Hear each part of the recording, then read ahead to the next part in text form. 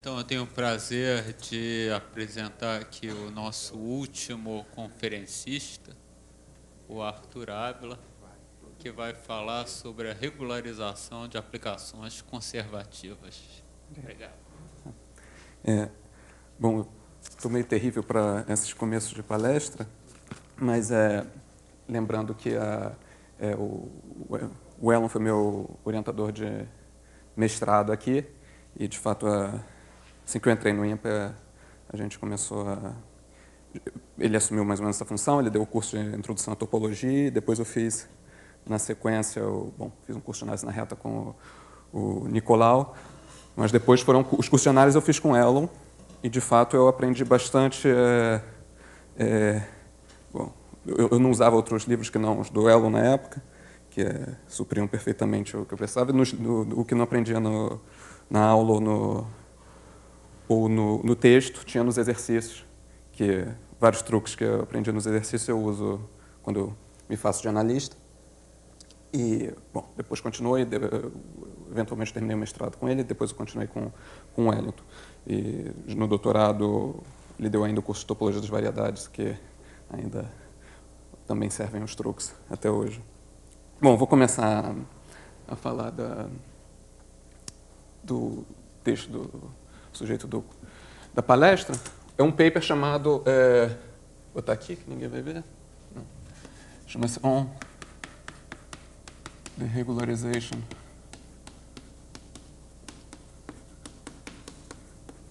of Conservative Maps. Vou seguir mais ou menos a introdução. É um paper curto, não muito complicado, que dá para ler. Tem no Archive. Então, o negócio de base lembra coisas que a gente aprende no curso de análise, que eu estava lembrando agora por que a gente aprende isso, não lembro exatamente como é introduzido, mas você tem uma aplicação f de M em N entre duas variedades. Variedades aqui eu vou sempre supor sem infinito. Variedades sem infinito sempre, não vou repetir. Bom, tem versões em espaços euclidianos, também muitas das complicações se reduzem ao espaço euclidiano, mas você tem essa aplicação, digamos, contínua, certo? FC0, uma aplicação contínua, e pode ser aproximada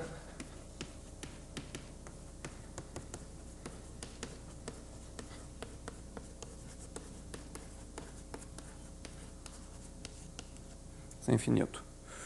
Essa eu estava tentando lembrar como é que isso é usado, por exemplo, no livro. Uma das aplicações, eu acho que eu estava sem o livro, era se você quer fazer provavelmente a teoria do grau e entrar em discussão funções contínuas, você pode primeiro considerar aproximações por ser infinito. Se você quer provar o teorema do ponto fixo de Brouwer, você começa com uma função C0, mas você pode promover a ser infinito e coisas desse tipo. Eu creio que mas deve aparecer, inclusive, bem antes no curso, estava assim, não lembro completamente, foi em 96. Mas, dado isso, é um teorema que é muito útil já em análise, depois tem um papel importante em topologia diferencial, numa versão um pouco diferente, que você pode melhorar isso aqui. Isso aqui é uma aproximação uniforme. Se MN forem compactos, vai ser uma aproximação uniforme, senão tem outras noções que podem encontrar. E tem uma outra versão que você tem, que o F é CR, e pode ser aproximada ainda por um C infinito, mas a aproximação tem qualidade CR. Então vai ser CR aproximada. Isso aí que costuma aparecer mais em topologia diferencial, que tem um papel importante. E estudando a prova disso aí, eu não lembro direito, provavelmente você usa muito partições da unidade com convoluções, que são os métodos que são dados. Partições da unidade. Mais convoluções, provavelmente pode ser usado numa prova. Então, o que a gente... depois muita gente, depois disso, por exemplo, eu fico com a impressão de que, em geral, você pode sempre promover, regularizar as aplicações que você encontrar, com custo muito baixo, mas isso não é sempre verdade. Talvez um dos exemplos mais famosos que mostra que isso, de fato, quando isso não dá certo, coisas muito interessantes podem estar por trás, vem da situação que ocorre por causa da existência de esferas exóticas.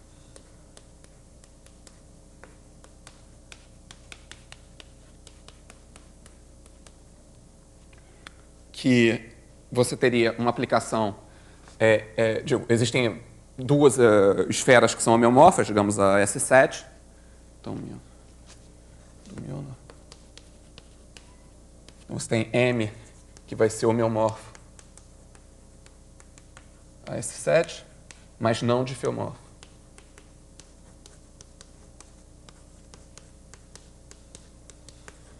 Nesse caso, isso é uma variedade ainda sem infinito. Nesse caso, o homeomorfismo que leva o M em S7 pode ser aproximado por uma aplicação contínua, como de hábito, mas não pode ser aproximada na categoria certa aqui, que seria a categoria dos difiomorfismos, de maneira que a inversa ainda fosse uma aplicação suave.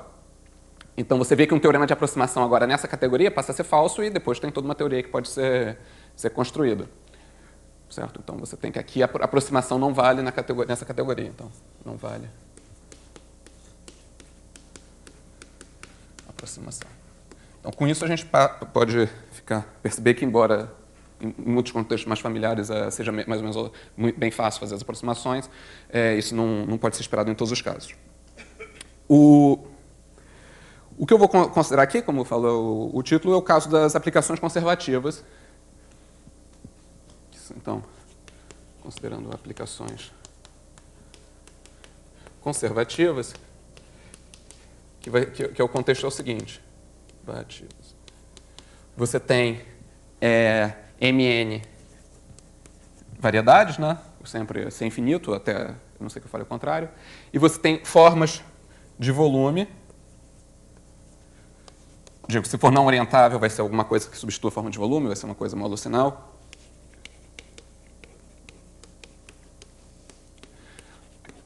Também vou supor ser infinito, depois eu explico por que pode ser, qual a razão de fazer essas coisas. E agora você considera a classe de aplicações que eu posso chamar de CR volume. Os dados são isso, o M vem com ômega M, o N vem com ômega N. Então, CRMN vão ser aplicações F de MN, de classe CR, que preservam as formas certas. Certo?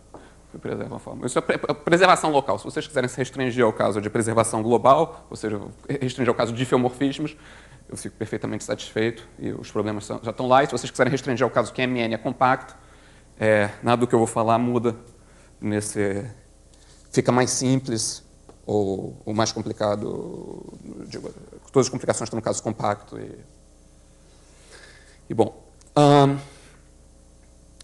Então, aí nessa situação foi colocado o problema de aproximação em CR-vol. Então, a questão era se C infinito é denso em CR-vol. Pergunta feita para R maior ou igual a 1. No caso, seria R igual a 0, que seria considerar um homeomorfismo. Bom, essa fórmula aqui não está fazendo muito sentido, mas um homeomorfismo que preserva a medida de Lebesgue. A gente vai cair nesse problema, porque quando você fizer a aproximação, isso vai ser forçado a ser um homeomorfismo local e esse tipo de problema aparece. Então, não dá certo no caso C0, então a gente começa no caso C1, C2, C3, e aí põe-se essa questão. Essa questão foi posta pelo Jacob em 1975. E por que foi posto pelo Jacob e pelo Charles Peale? Porque a motivação foi primariamente de sistemas dinâmicos. Por que isso foi motivado em sistemas dinâmicos?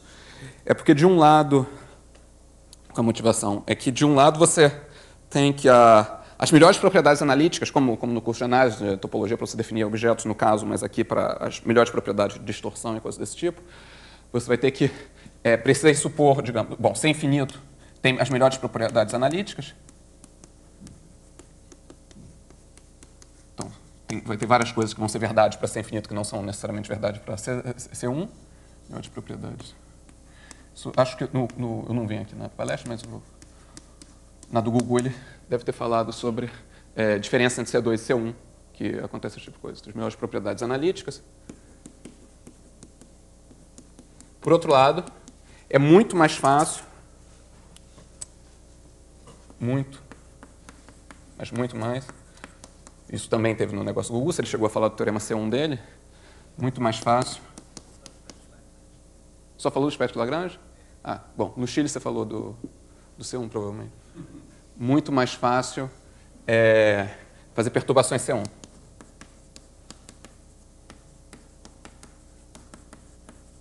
Então, porque às vezes o negócio não está exatamente do jeito que você quer, está faltando alguma propriedade que você deseja que as suas aplicações satisfaçam para você conseguir fazer uma análise mais longa. Então, a ideia seria fazer uma perturbação e continuar a análise. Mas aí, quando você fizer a perturbação, você desejaria obter uma função sem infinito para poder ficar num bom contexto para fazer a análise. Então, mas você tem esse fato, sua perturbação C1, e tem uma grande diferença entre C1 e C2 aqui, né? Basicamente tem uma barreira enorme, mesmo entre C1 e C1 mais alfa. E por conta disso, você gostaria de entender melhor essa posição entre C1 e C infinito, né? Principalmente nessa questão de densidade.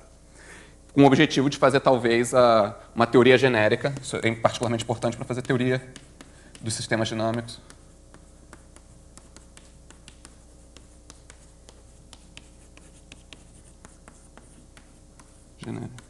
Em sistemas dinâmicos. Em sistemas dinâmicos, a topologia C1 é particular, bem particular, porque ela tem a propriedade de invariância de escala. Se você compor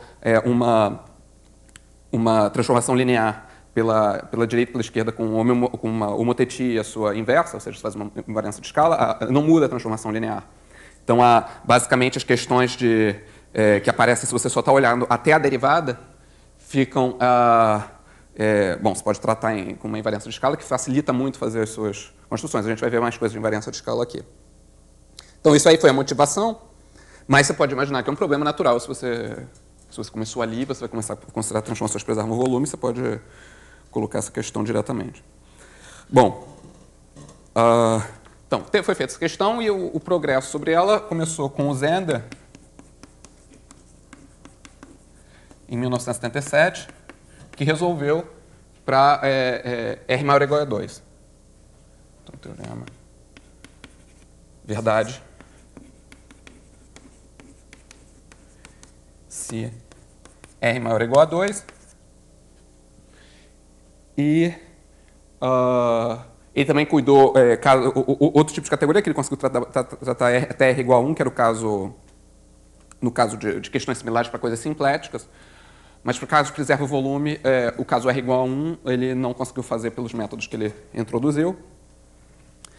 E depois de lá, bom, a razão disso tem a ver, a gente vai ver com um problema que aparece. São de análise de ADP.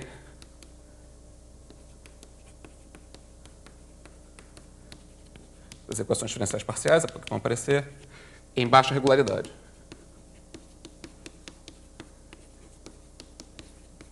Quando o R é baixo, fica mais difícil. E bom, e desde então tem várias tentativas tem a approach do Zender. De fato, não existiu nenhuma approach muito mais eficiente que a do Zender desde então. O da Coronha e o Moser trabalharam em questões similares, etc., mas não chegou a ser uma coisa que substitui o problema dessa approach por ADP. Aí, bom, o teorema que eu vou fazer que vai aparecer em algum momento. Já existe o pré-print, mas não foi publicado. Isso aqui são os anos de publicação. Né? Diz o quê? Diz que é verdade em C1, né? Que C infinito é denso em C1 vol Mn. Então, esse é o teorema que foi provado, bom, a prova foi ano passado. Bom, eu gostaria de falar um pouco sobre essa approach de EDP. Tiveram outras approaches que foram feitas, em particular, redução ao caso de fluxos, que não dá certo, eu não vou poder explicar porquê. O caso de fluxo é muito mais fácil, ou de campo de vetores, porque você pega um problema que é... Você tem um campo de vetores que, análogo a preservar volume, seria ter divergência zero, e você tem um problema linear que pode ser resolvido com, bom, tem um pequeno trabalho a fazer, mas basicamente com convoluções. Então, partições da unidade, convoluções vão te levar lá, porque você chega num problema intrinsecamente linear que permite fazer isso. Então, o caso de fluxo é mais fácil, mas nesse caso você não consegue reduzir, ou não se conseguiu reduzir o caso de diffeomorfismos ou de transformações ao caso de fluxo. Eu vou falar da approach de EDP, na verdade, que é como você primeiro ataca, que de fato é uma das primeiras ideias a serem feitas. Às vezes as pessoas me interrompem na palestra aqui para sugerir, e é de fato o que fazem. Você começa uma aplicação F, que é C1 ou CR, e você aproxima por uma aplicação F tilde, que é CR, S infinito. Você faz essa aproximação na topologia CR. Mas a gente só usa o que a gente aprendeu no curso de análise, portanto, essa aplicação não preserva volume ainda. Bom, você faz isso e agora a ideia é corrigir isso. Então você faz essa aplicação não preserva volume, o que acontece é que se você faz o pullback F tilde, estrela, omega M, N, vai dar uma forma na variedade M que vamos chamar de omega M tilde. Ela vai ser próxima do ômega M, mas essa proximidade vai ser na topologia CR-1. Certo? Agora, o que você gostaria de fazer? Você gostaria de corrigir isso como? Resolvendo a equação H estrela omega tilde M igual a omega M, certo? Com H sem infinito. Bom, o omega tilde M é uma forma sem infinito agora, né? Porque o F tilde é sem infinito. O H é sem infinito e é próximo da identidade. Você gostaria HCR próximo da identidade. Você gostaria. O omega, você tem que ganhar uma regularidade. Você perdeu uma derivada aqui, você quer ganhar de volta, em particular, nessa parte da solução. E aí, se você fizer isso, você verifica que o F ou H preserva volume. É sem infinito volume. F tilde ou H. Você corrigiu o erro cometido. Bom, o problema, então, você cai aí, então como é que você vai tentar resolver esse problema?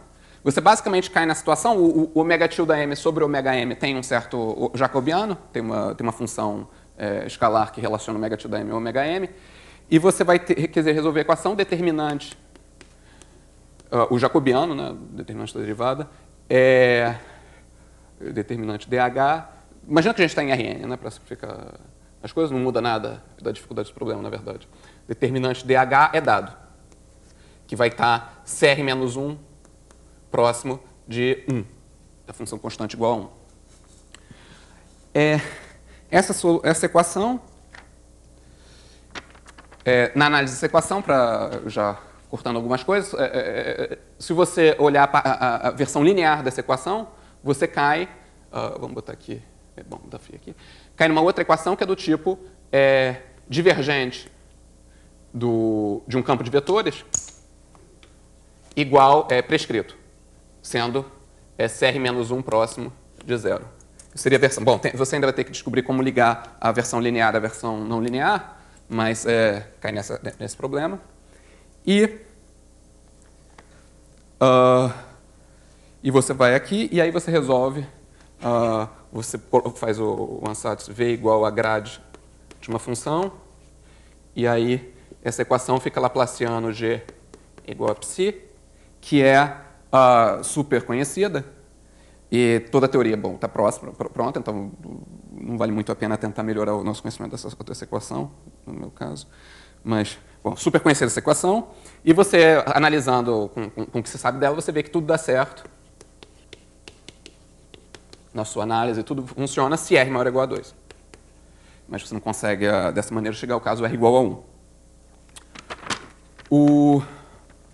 Então, isso aqui mostra a abordagem. Você estudando simplesmente, você verifica, você recupera a regularidade que você perdeu da velocidade. O pessoal depois continuou estudando essa equação, verificou se que funciona, você pode considerar dados de Sobolev, etc., com outras classes de regularidade. Não chegou-se muito longe.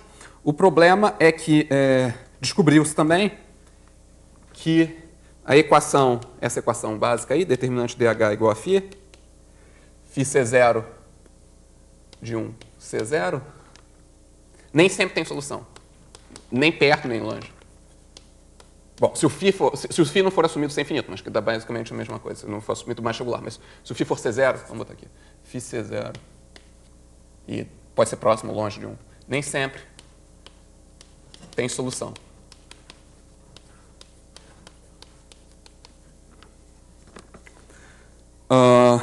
Por que isso? De fato, isso foi nos trabalhos Burago, Kleiner, são conectados também com o McMullen, embora eu vou citar um negócio que é explícito do Burago Kleiner, mas estou essencialmente no McMullen também. E Burago Kleiner, McMullen, mas de fato, isso foi feito no meio dos anos 90, de fato, baseado numa construção que é bem anterior, devido ao Ornstein,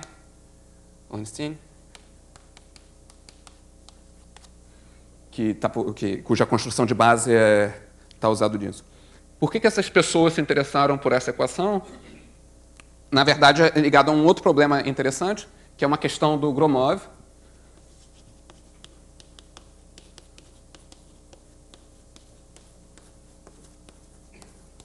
Sobre redes separadas.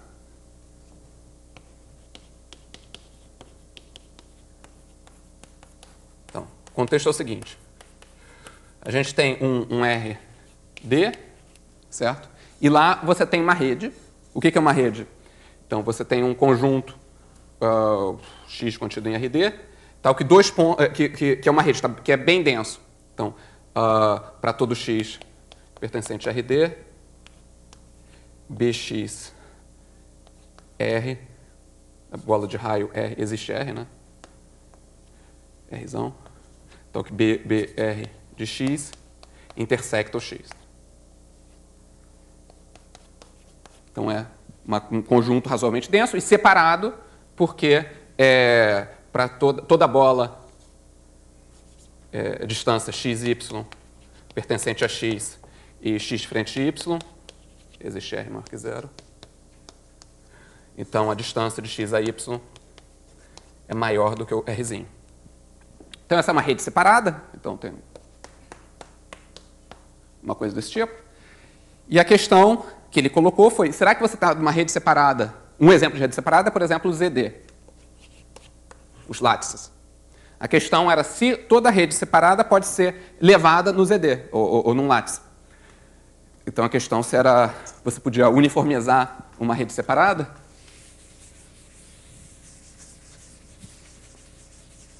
Para uma aplicação bi-Lipschitz do plano. Então, existe. Então, X existe. Uma aplicação, digamos, H de RD em RD, bi-Lipschitz, tal que H de X é um látice.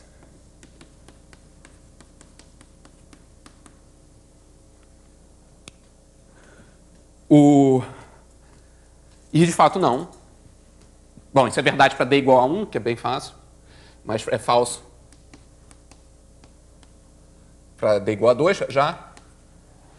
E isso foi provado por essas pessoas, e uma questão se liga com a outra, certo? Um teorema que eles fizeram é que existe, bom, o Burago-Kleiner mostraram que existe uma função φ, que é muito ruim, que é contínua, próximo de 1, de fato, no quadrado. Então, você tem φ 0,1 ao quadrado em mais ou menos 1 mais c, mais epsilon, digamos, que é contínua, e não existe um H bi-Lipschitz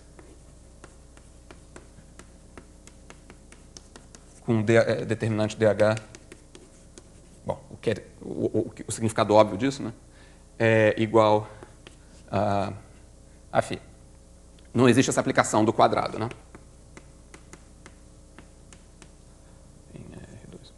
Bom, bilipse sobre a imagem, né? O que ocorre aqui, qual a relação de um problema com o outro? É o seguinte, você quer... você usa essa aplicação, então essa aplicação aqui, esse φ, você interpreta como uma densidade de pontos. Tem um quadrado pequeno, você interpreta a função φ como uma função densidade. Eu não vou desenhar aqui uma nuvem, mas vocês imaginam que ao invés de pensar numa função, você pensa numa nuvem. E aí, dada essa função, você pega e, usando, isso é ligado com a ideia da invariância de escala, você pode amplificar esse quadrado em uma escala bem grande e realizar essa densidade com aproximadamente com os pontos. Você bota uns pontos. Como essa densidade está longe de zero e de infinito, isso vai corresponder, você pode realizá-la como um conjunto de pontos que vai estar separado e vai estar bem denso. Então, você relaciona com uma coisa, mais ou menos uma rede separada, que vai estar copiando aproximadamente essa densidade. E você repete isso, fazendo isso em escalas maiores e maiores.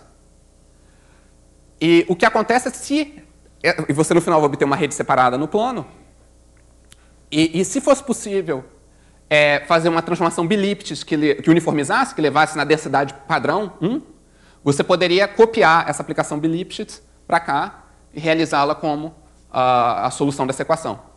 Vai ser o H que dá a solução da equação, fazendo as mudanças de escala correspondentes. Então, basicamente, você interpreta essa função como uma densidade de uma rede separada que não vai funcionar o negócio, mas você faz aproximado porque é uma versão discretizada, a versão com as redes separadas. Bom, então esses dois problemas, na verdade, são muito ligados, foi por isso que foi tentando entender esse problema que o pessoal acabou escrevendo isso, e descobriu-se que esse problema que aparecia já nessa questão da aproximação realmente não ia dar muito certo tentar continuar pela via da EDP. Realmente não tinha um problema lá. Ok. Bom. Cadê o... Ok. Antes de começar, então, eu vou dali a pouco entrar na prova do teorema. Só fazer um comentário sobre essa questão de C infinito e CR. É porque as pessoas poderiam pensar que, ao invés de falar de... eu estou pegando tudo C infinito. O M é C infinito, a forma de volume é C infinito. Vocês poderiam pensar que o correto na categoria CR seria pegar M, o que seria uma estrutura CR-vol. Poderia ser pensado... Isso aqui é contra, hein? Versus. MCR mais um ômega, uma forma de volume, CR menos 1. Poderia ser pensado que seria isso, que seria coisa natural, ao invés de eu estar trabalhando sempre com coisa sem infinito. De fato, o que acontece é que para R maior ou igual a 2... Bom, isso seria o que você poderia estar pensando. Eu falei eu só falei o que era uma forma variedade sem infinito. A noção correta de CR-vol, na verdade, é o seguinte. Você pega a sua variedade e você considera mudanças de carta. Você bota cartas especiais, como são essas cartas CR-vol, que... bom, está horrível aqui, mas você tem cartas assim. Certo? E aí você tem as mudanças de carta, que são aplicações no espaço euclidiano usual, essas são CR, que preservam o volume. Então, você tem uma psi aqui, um H aqui, digamos, com determinante DH igual a 1. Então, isso seria a noção de uma estrutura CR-vol. Você tem cartas que são de classe CR, cujas transições são de classe CR, mas preservam o volume euclidiano. O que ocorre é que isso é equivalente, isso é igual, se R maior ou igual a 2, certo? Mas não se R igual a 1. Não. Em R igual a 1. Todos os teoremas vão ficar verdade, que uma estrutura CR-vol na verdade, uma estrutura C infinito volume, uma estrutura C1-vol vão ser compatíveis, toda a estrutura CR-vol vai ser compatível com uma estrutura C infinito vol, etc. Esse tipo de coisa, para R maior ou igual a 2, onde tudo funciona, começa a ter problemas em R igual a 1. De fato, como consequência... Bom, agora você poderia dizer, eu não quero trabalhar com essa definição aqui, no caso 1, C1-vol, onde elas são diferentes, eu quero manter a minha vontade de trabalhar no caso eu quero trabalhar com aquela ali. E eu tenho uma boa razão para não fazer isso, que é o seguinte, que basicamente é um exercício como poderia ter no livro do Elon, usando categoria de Baire, que é um exercício simples, que diz, usando, bom, não é completamente simples, você precisa saber que existe esse contra-exemplo, mas você não precisa entender como é que esse contra-exemplo é feito. O ponto é que se você tem uma forma de volume ômega, então você pega M, digamos, ser infinito, e ômega, porque, bom, passar de CR para ser infinito sem se preocupar com o volume não faz nenhuma dificuldade, né? Mas o ômega sendo uma forma C0, forma de volume,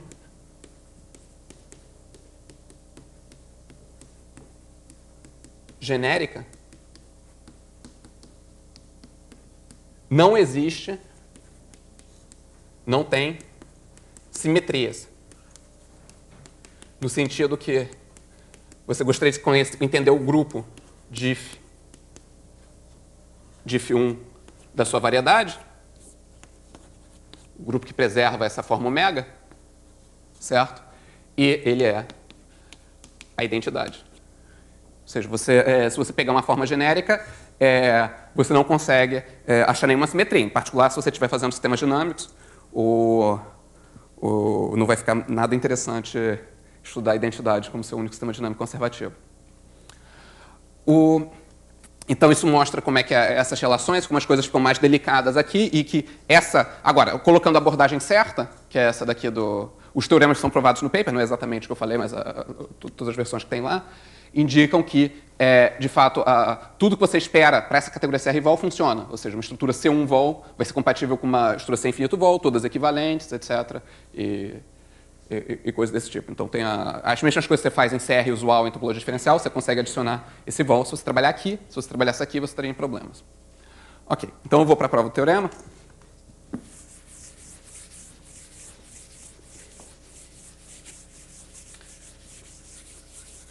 Eu vou fazer uma versão que vai ser suposta em Rn. Então, em Rd. Certo?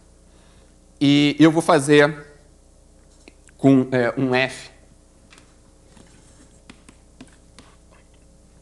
Eu vou fazer na categoria de transformações com CC1, com derivada limitada, df limitado, e uniformemente contínuo. Só para simplificar. Na prática, só para ficar preciso, então, RD em RD. Para ficar preciso o setting, mas eu vou fazer considerações mais locais, mas... e qual vai ser o negócio? Eu vou compor com homotetias. Então, eu vou fazer...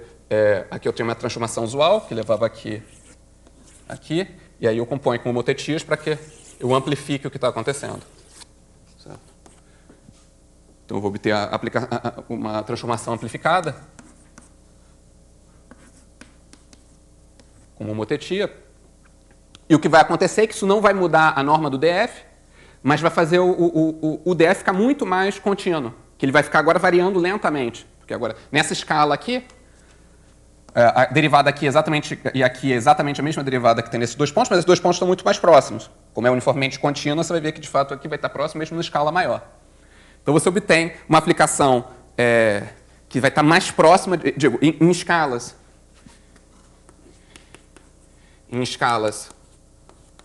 limitadas, você vai estar próximo de linear.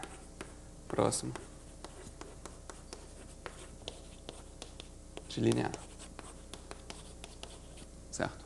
Então, essa é a ideia da invariância de escala. Ok. Agora, o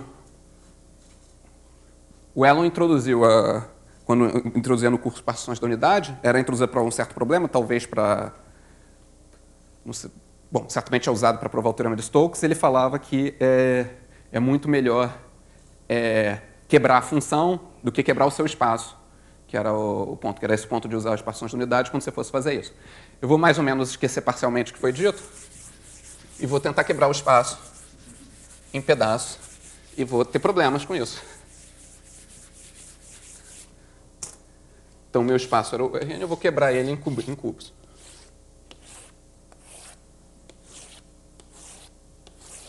Certo? Ok, nessa escala aqui, tá tudo, a derivada tá mais ou menos não está mexendo, né? Imagina que esse aqui é o látice, agora ZD, né? Então, ZD aqui, que eu estou usando para quebrar o espaço. Então, eu posso botar aqui, para botar a aproximação da função nesse cubo, eu posso botar simplesmente a derivada no centro, a aproximação afim dela pelo centro. Então, aproximação afim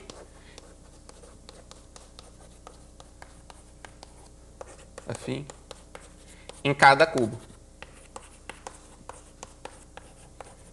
E eles estão todos muito próximos, né? Aqui tem uma aplicação linear, aqui eu tenho uma aplicação linear muito próxima. E aqui também, etc. Agora, o meu único problema seria colar essas transformações. Mas aí ficou descontínuo até nesse momento da construção, era melhor ter um pouquinho mais cuidado. Mas parece promissor essa ideia, porque pelo menos você tem aplicações lineares que estão próximas e você só precisa grudar aqui. Aí, eu estava lembrando hoje, eu não tinha percebido antes, que aí você usa uma ideia no curso de topologia das variedades. No curso de topologia das variedades, você tinha eu não lembro muito mas para vários problemas que apareciam, você tinha que primeiro resolver eles na parte de dimensão 0, os vértices, e depois você tem que passar para a dimensão 1, e etc. E depois fazer nas arestas, etc. E você pode ter obstruções ou não, que você teria que resolver à medida que você vai fazendo isso. Então, vai ser essa ideia que a gente vai fazer. Então, juntar. Então, teve uma ideia, basicamente, até agora, ou duas. A gente vai ideia 3. Ideia 1 foi invariância de escala. Ideia 2 foi aproximação linear. A ideia 3 é usar o esqueleto do negócio. Como é que é? Você vai começar com os vértices do seu troço. E aqui em volta de cada vértice você bota uma aplicação afim. Você faz a aproximação certa que você pode fazer. Bom, e agora, não existe nenhuma dificuldade nesse momento zero da construção. Botei simplesmente. Agora eu tento estender para as arestas. Então, na verdade, eu vou fazer um alter, para que quando eu for fazer os outros, eles não vão ficar batendo um no outro. E por aí vai. Então, meu problema aqui vai ser que eu tenho uma aplicação definida aqui, a aplicação definida aqui, eu quero definir ela nessa ligação. Bom, isso é um problema, eu não até vocês podem não saber muito sobre as aplicações que preservam volume, eu também não sabia. Mas, basicamente, se as funções estão sem infinito, elas se comportam muito parecidamente com essas tecnologias aí do Laplaciano, etc. Tudo funciona mais ou menos como se fossem aplicações normais, que não preservam volume. Então, esse negócio de ficar estendendo aplicações funciona, certo? Como acontece também, é ensinado no curso de análise. E dá para estender aplicações. Aqui você faz a mesma coisa. Na verdade, você pode fazer uma extensão que não preserva o volume e depois fazer uma correção. Se tudo estivesse infinito, a sua correção não vai machucar muito a situação. E aqui eu estou começando com um dado que eu substituí minha aplicação com uma coisa bem sem infinito, onde está definida, que é uma aplicação linear aqui, aqui, aqui, aqui. E elas estão próximas. Então, de fato, essas aplicações parecem muito com uma aplicação que é pequena na topologia sem infinito. Certo? É uma aplicação linear aqui, segundo as derivadas já estão ficando zero em tudo quanto é lugar. De fato, é tudo sem infinito, próximo de linear. E aí dá para fazer isso aqui. Então, lá vai eu e estende aqui e tal. E é importante fazer tudo simultaneamente. Então, quando eu for fazer isso, eu vou olhar para todas essas arestas ao mesmo tempo e vou realizar a minha construção só olhando para os meus vértices que estão perto de mim, os dois adjacentes. Eu não quero, quando eu for fazer o que eu vou fazer aqui, eu não quero olhar o que eu fiz aqui. Tem esse direito, os dois negócios estão com uma certa distância, eu faço a geometria de maneira que esteja uma certa distância. E ótimo. Agora, qual é a razão de querer fazer isso? É que, nesse momento, as minhas considerações locais, nessa escala, são coisas muito pequenininhas. E o que eu estou querendo evitar é que, quando eu fizer o processo decisório de como eu faço as extensões que eu realizo nessa escala, não comece a contaminar esse cara, que vai contaminar aquele, que vai criar efeitos de grande escala, que vão contaminar coisas bem longe, que corresponderia, na escala usual, fazer alguma coisa talvez terrível para pontos relativamente próximos. Aqui. Então, é esse ponto fundamental, que é o processo decisório local, descentralização.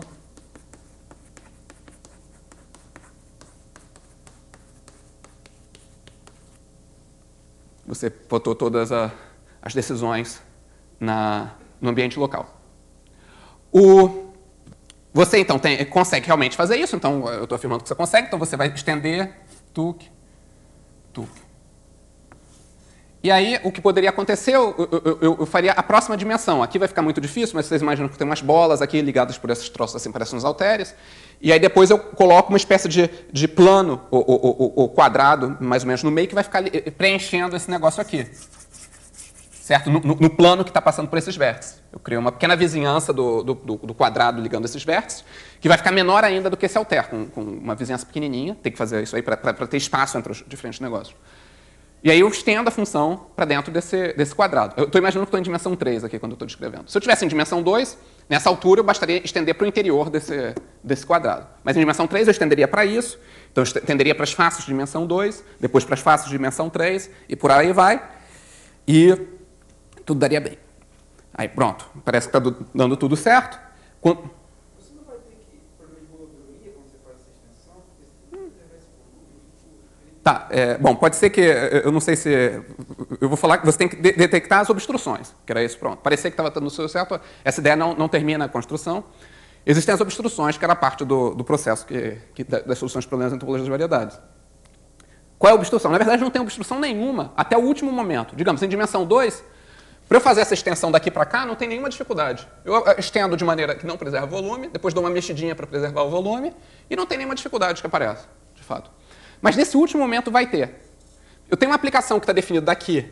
Então, como é que eu imagino? Eu tenho um blob aqui, esquemático, que está definido só nessa parte aqui, que está indo para um negócio, está indo de maneira mais ou menos linear aqui, mas não é exatamente linear, né? E está definido aqui. E nesse processo, a única coisa que pode ter dado problema agora para a minha última extensão é que esse buraco e esse buraco podem ter volumes diferentes. Eu posso ter sido não cauteloso aqui, porque, por exemplo, eu fiz isso, mas eu poderia ter feito, digamos que isso aqui deu certo, mas eu não sei se eu fiz isso ou se eu fiz um pouquinho diferente.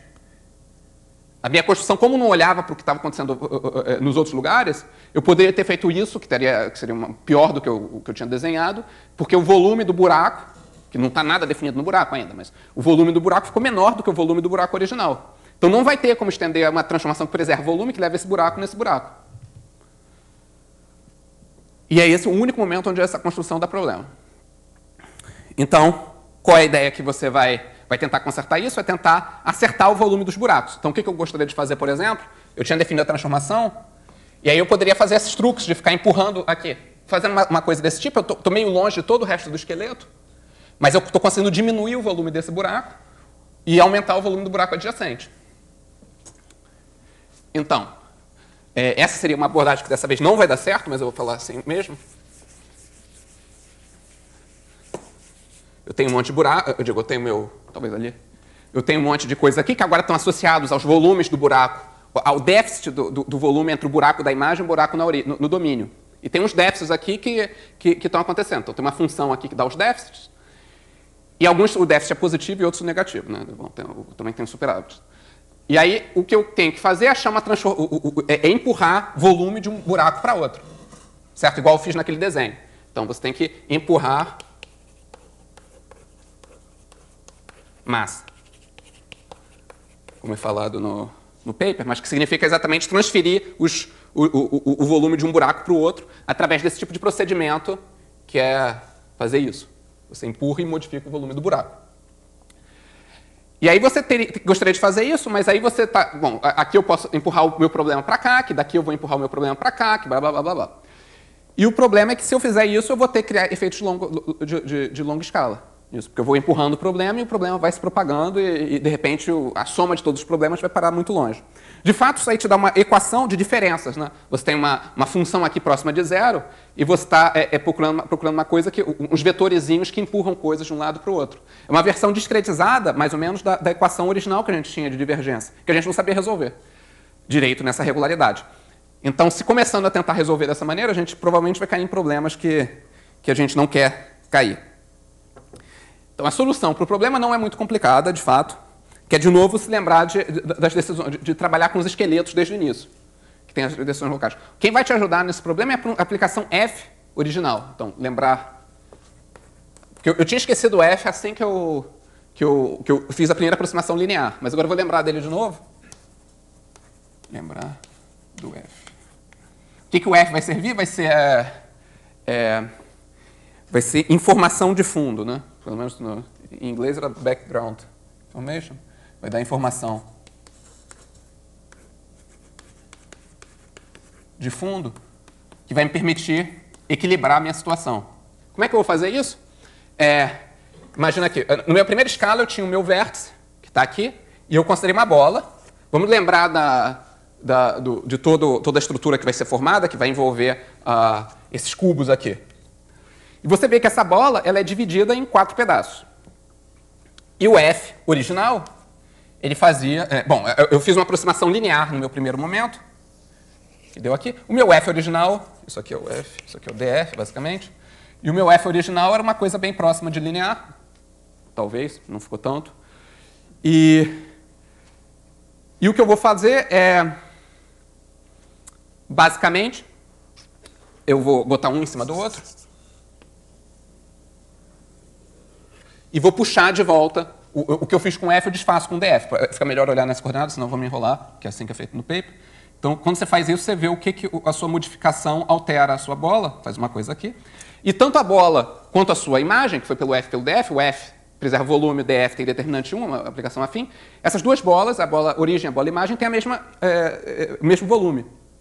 Mas o que difere é como ele se distribui entre os 4 pedaços. Enquanto a bola original era perfeitamente simétrica e era justa com os 4 cubos, 4 quadrados, ou 8 cubos, ou o que quer que seja, a nova bola não tem razão de ser justa. Então, o que a gente vai corrigir vai ser, nesse momento, eu já vou corrigir a injustiça. Então, aqui, digamos, esse lado aqui, por exemplo, pode ter um pouco mais de peso do que esse. E, no final, tem que se compensar tudo para zero. Então, o que eu vou fazer? Eu vou empurrar as massas nas várias direções. Digamos que aqui tem a massa de mais, eu empurro para baixo. E aí eu não sei o que vai estar acontecendo. Aí aqui pode ter massa de menos, eu empurro para onde precisar. E depois eu empurro para cá para acertar. E como a soma dos erros dá zero, ao dar um caminho nesse hipercubo, basicamente, tem um caminho hamiltoniano no hipercubo, se você começar a distribuir na ordem meio normal de se fazer, ao final de um processo que termina em 2 elevado a n etapas, ou 2 elevado a n menos 1 etapas, você vai chegar a uma distribuição aqui, que não vai ser mais afim, mas vai ser relativamente próximo de afim, que vai estar equilibrada. Certo? Então, nesse momento, você tem equilíbrio com relação nos vértices. Melhor não fazer o desenho aqui. Então, você tem um equilíbrio em relação aos vértices. Agora, digamos, então eu tinha um aqui e o vértice equilibrado, e agora eu tinha esse cubo aqui, eu tenho um outro vértice equilibrado, e na próxima etapa, eu resolvo ser justo com esses dois lados. A mesma coisa aqui. Eu vou precisar usar que eu já tinha sido justo aqui e aqui, e isso vai me permitir ser justo aqui.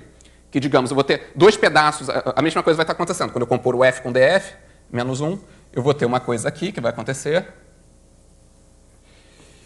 E pode ter empurrado a massa para algum lugar. Eu poderia ter feito a minha definição que fazia isso, né? Que empurrou, tem massa indo demais. Aí eu corrijo essa injustiça. E, de novo, em dimensão superior eu teria que fazer uma série de processos nisso, mas que acaba em tempo limitado, depende da dimensão. E aí eu vou atingir a justiça nesse lado. E, ao observar aqui, digamos que eu vou parar nesse momento, em dimensão 2, eu vou ter esse desenho, onde, pelas minhas condições de ter sido justo aqui, e justo aqui, e justo aqui, etc., o problema do buraco com as imagens erradas não vai mais aparecer. Isso vai corrigir automaticamente e você vai descobrir que o buraco no meio vai estar automaticamente resolvido o problema, vai ter o volume certo. Então, ao final do processo, então você faz então, correção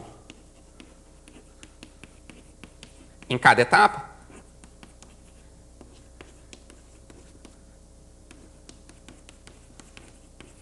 E na última etapa, que já só tem um buraco, não tem várias coisas que possam estar dividindo o bolo, na última etapa, já dá certo. Não tem erro. Tem déficit. Ótimo. E aí você consegue realizar a última etapa e realizou a sua transformação que preserva o volume nesse contexto. E basicamente isso dá... E o ponto fundamental aqui, de novo, é que as minhas decisões de como corrigir as injustiças são puramente locais. Quando eu olho só para esse vértice e vejo o que está errado aqui, sem olhar para o... Eu estou usando esse F, que já sabe como é que tudo se organiza de maneira correta. O F já sabia isso. E isso me permite usar o F, que conhece a informação global, para transformar o meu processo decisório num processo local e chegar nesse momento. Bom, só para... Isso encerra o problema mais difícil, que era fazer esse caso aqui, F de RD em RD, C1, DF limitada e uniformemente contínua. Disso aí você faz versões que vão ser verdade em domínios, mas aí já fica um negócio meio automático de solução, né? Que você gostaria de fazer o negócio num domínio, e talvez com umas condições de contorno. Talvez a sua função já seja boa aqui, já esteja sem infinito. Aí você pega e faz uns látices, mas que vão ficando mais sofisticados aqui. Ou seja, você faz uma decomposição do seu espaço que vai ficando mais minuciosa à medida que você se aproxima da região, da fronteira, por exemplo, das regiões que você quer trabalhar. Então você usa a chamada decomposição de Whitney.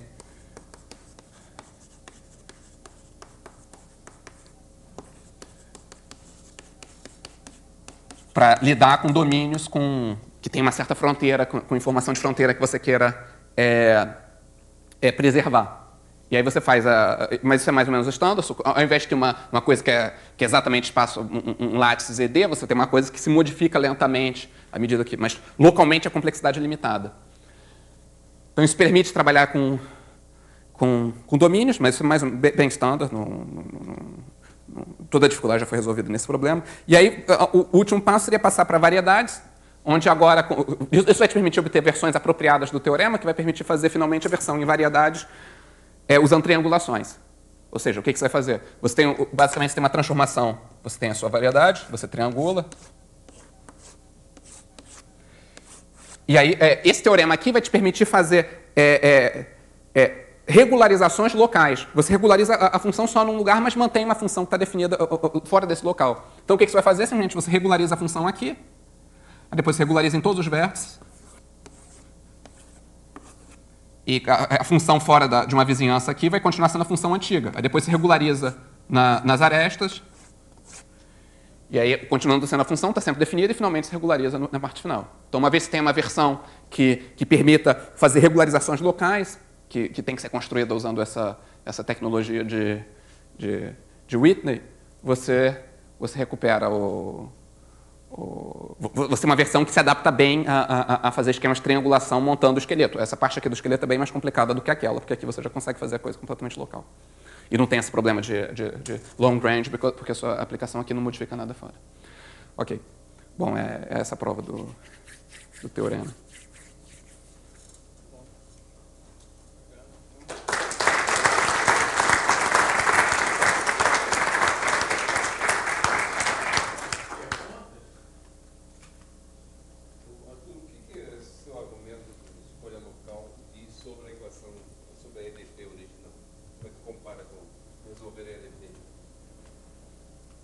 Bom, o que está acontecendo aqui...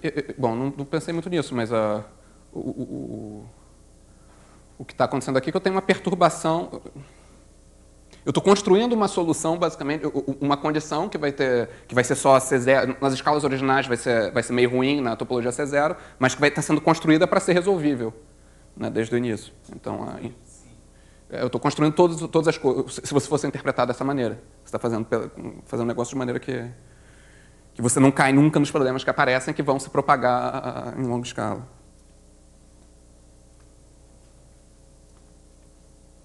Okay. No caso simplético, dá para fazer em C1, porque eu acredito que, basicamente, a solução é bem mais simples, porque a aplicação simplética pode ser descrita através de funções geradoras. Ou seja, você tem uma função que... Eu acho que é basicamente isso.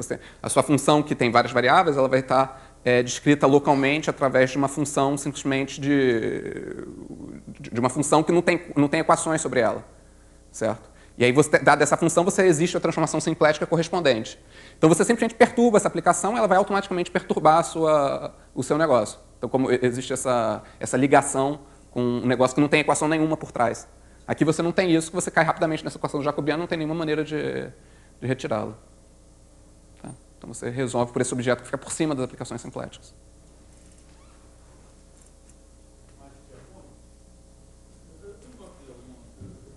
Por que isso aí dá errado no caso do C0? Como tem que dar? Uma explicação. Você deu uma explicação aqui de uma construção, não ficou muito claro para mim por que no caso do C0 isso teria que dar errado. Bom, aqui as coisas são sempre muito equilibradas, em vários níveis, porque a minha aplicação, a minha construção que está dando esses erros, está falando dessa última parte onde tem os erros nos buracos que eu corrigi dessa maneira. Mas de fato esses erros eles se anulam em várias escalas simultâneas, porque você vê que o erro que está cometido num cubão vai ser basicamente controlado pelo erro que está cometido aqui na fronteira do cubo. O negócio não está se deslocando muito no espaço, certo? Porque o negócio está todo preso pelo esqueleto. Então, se você somar os erros em qualquer... digamos, eu tenho um negócio aqui que já está muito... Já fiz isso em várias escalas, e eu olho para a soma de todos os erros, certo? Ou seja, vai ter vários cancelamentos aí, porque o que eu errei num vai passar para um erro... Vai ter os erros positivos e os negativos. E a soma dos erros totais vai ter que ser pequena, porque no final a minha aplicação, ela de fato não está se afastando muito da identidade, por design. Ela não está se afastando muito da identidade numa situação macroscópica. Então você vai ter que ter equilíbrio. Então, basicamente, você pode imaginar que em cada cubo que você está fazendo a soma, em qualquer cubo que você faça a soma, o seu erro vai ficar pequeno. Vai ficar muito menor do que se você estimar simplesmente a soma dos erros. Então, isso aqui é muito mais do que ter simplesmente erros da ordem de epsilon. Você tem que são erros da ordem de epsilon, mas se você soma um cubo, você ganha alguma coisa, vai ter um erro que não vai ser epsilon vezes o número de elementos que você somou. No caso do C1, você tem uma estimativa muito melhor que no caso do C0.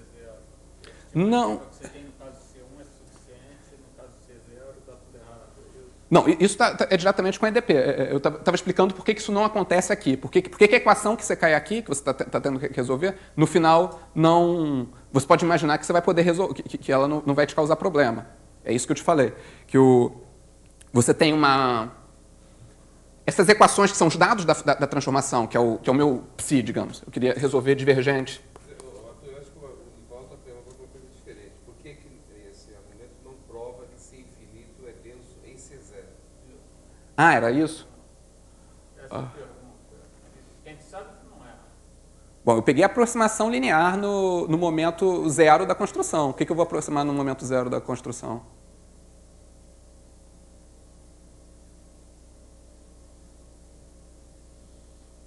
Eu comecei com isso, né?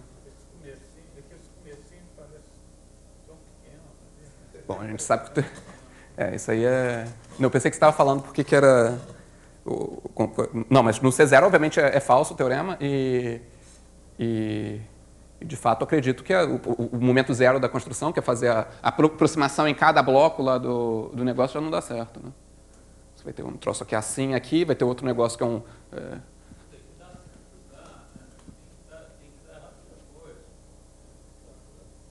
Não, mas se você fizesse uma aproximação que seja sem... Se você passasse a ter uma aproximação que é sem infinito próxima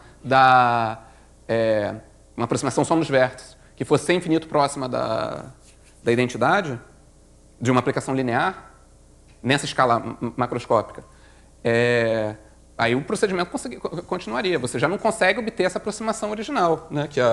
Que aqui você... Bom, como é que você vai aproximar? Vai ser um troço que é assim? Não tem nenhuma regra para conseguir... Outro que é assim, o negócio vai começar a se bater, não tem muito espaço para trabalhar. Sim, mas a derivada poderia estar espichando muito, o negócio não é diferenciável. Né? Se você imaginar se você está numa regularidade que controla a derivada, mas permite que ela diverja, certo? Ou seja, o determinante é 1, mas a derivada pode ser uma situação que não chega a ser quase conforme, mas... permite uma constante de quase conformalidade ilimitada.